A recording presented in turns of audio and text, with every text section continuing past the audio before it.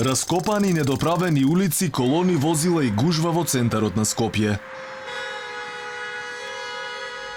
Ваква е сликата во главниот град веќе подолго време. Центарот на Скопје, околните населби, но и индустриските зони се затрупани во ѓубре поради раскопаните улици кои никако да се направат како што треба.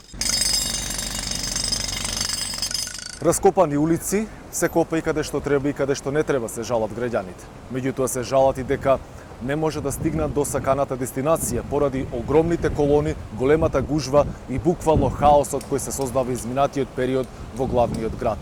Граѓаните нервозни, велат не може да стигнат никаде. Прашуваат зошто улиците не ги направиле во текот на летниот период кога немаше толкова фреквенција, туку морало сега да се копа. Па со улиците цело лето, значи, кај да мрнеш со сати не може да стигнеш. Ке стигнеш до Куманово, до Бочани, него до некоја градска населба. Не се стига нигде, не можеш да стигнеш, кажа, свегде затворено, свегде не можеш да стигнеш. Ова се прави, например, кога да има повеќе народ, кога се поодмори. Колони од возила и нервозни возачи има на речиси секоја крстосница низ Скопје. Тие се жалат дека навреме не може да стигнат до саканата дестинација. Не можеме да ги извршиме работните обврски на време. Се стига навреме или слабо? Па со доцнење, редовно со доцнење. Се е раскопано, не требаше толку да земат обврска, а не може да ја оствари. Значи, требаше етапно да го прават.